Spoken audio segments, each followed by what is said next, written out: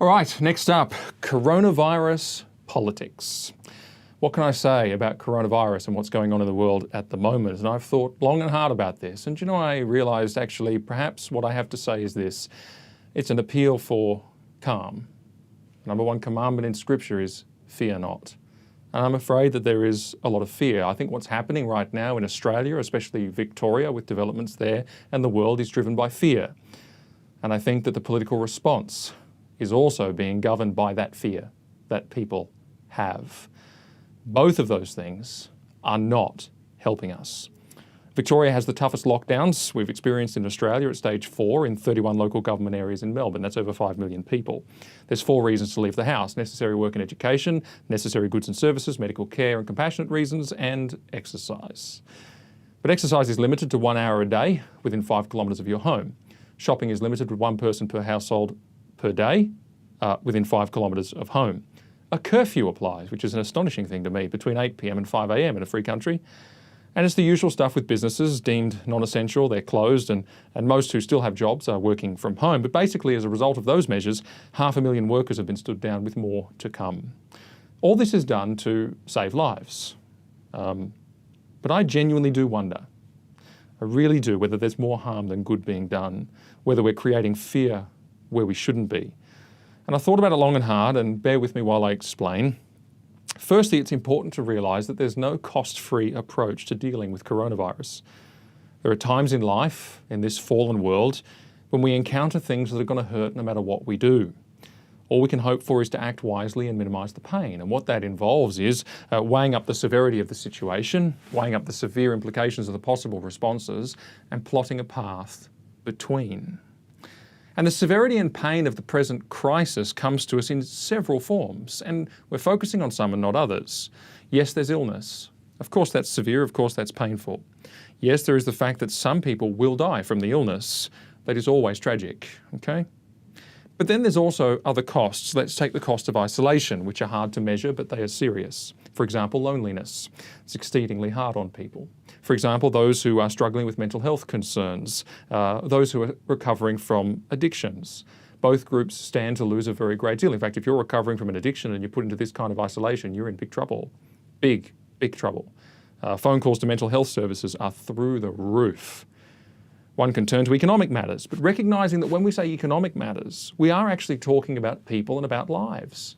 Look at what this is doing to small business people. Look at what this is doing to those without jobs. Bankruptcies, a horrifying impact on individuals and their entire families. Businesses sinking into voluntary administration, same story. But also the same for their staff, for their shareholders, for their clients, for their creditors. There's that ripple effect that works its way out into countless more people. Now, do these things take a toll on people in terms of, really, really harming their lives? Yes. Do they take a toll on people in terms of lives actually lost? Well, actually, yes, they do. Suicide rates in this country are already through the roof. And these are precisely the reasons why people commit suicide. Then there's future costs. The government had already racked up $250 billion in economic measures. Debt, inflation, interest rates, taxes, an intergenerational burden.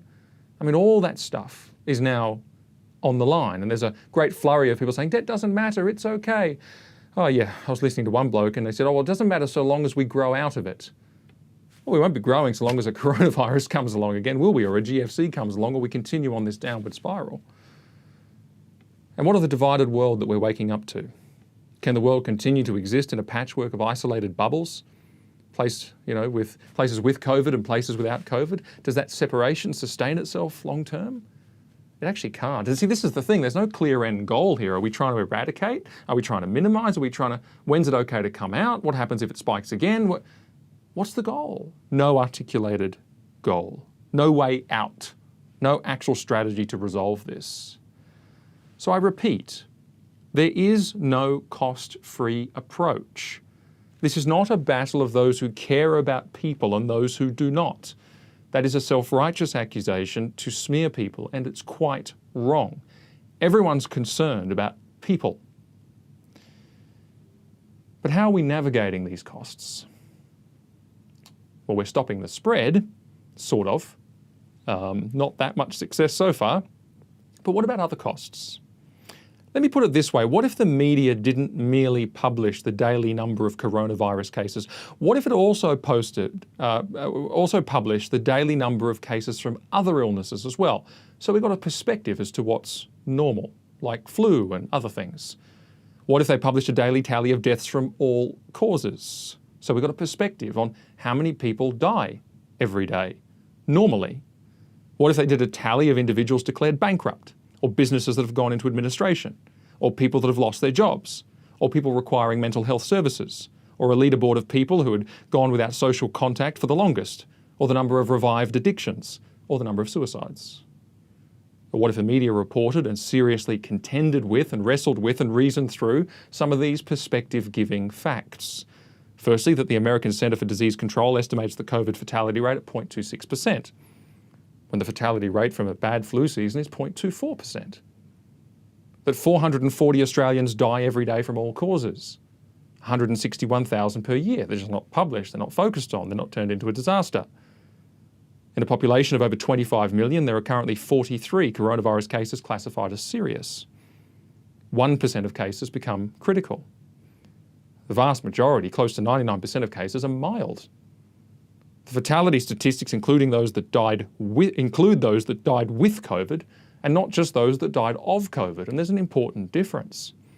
85% of the small number of fatalities are in nursing homes. And that's not said to diminish the elderly at all. There are some that say, oh, well, it matters less. It doesn't matter any less. However, what it does tell us is where we should be focusing our energies if we really want to solve this. Is it not so that if we crack that code of protecting the elderly in nursing homes, well, the death rate reduces to a very, very small number indeed. Victoria actually had 400 more deaths than usual, than average, in the month of April. Very few of those were COVID deaths. There was less people on the roads, less people were in hospitals, and flu and the contagious diseases were down because of the isolation. So what were those deaths? Were they suicides? It's a very good question. Well, what about this perspective-giving fact? Sweden. All we hear about Sweden is, oh, not Sweden. Sweden was a disaster. Sweden did a silly thing. Sweden got themselves into all kinds of trouble. The country that didn't lock down, the country that gave its citizens advice and then said, well, the only way through this is to just get through it and just be careful about yourselves. We're not going to impose any lockdowns, etc. But what was the scale of this so-called disaster, this nation that they've tried to turn into some kind of pariah? Do you know if you're a Swede? Now, by the way, the death rate is right down basically to nearly nothing. There will be more, but it's intermittent and the curve is all the way down. If you're a Swede, you had a 99.95% chance of surviving the pandemic. Going back to my point about focusing on the elderly, and I wish I had an under 70 or under 80 stat, but I've only got an under 60 stat. But listen to this. If you're under 60, a 99.998% chance of surviving. That's also a better result than some lockdown countries like Belgium, like the United Kingdom, like Spain, like Italy. So how effective are the lockdowns? So is this a state of disaster? Look, if all of this was reported, if all of these things, if the media focused on all the costs, if the media focused on all these perspective-giving statistics, do you know what? COVID-19 would fade into its context, and it would actually fade into the background. That's what I sincerely believe.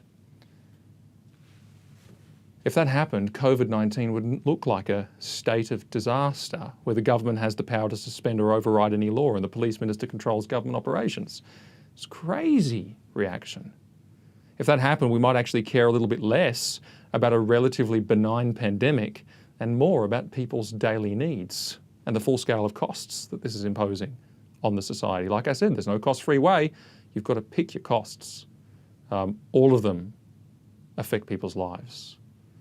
You know, if that happened, we might actually see that this must surely be about the safest pandemic in history.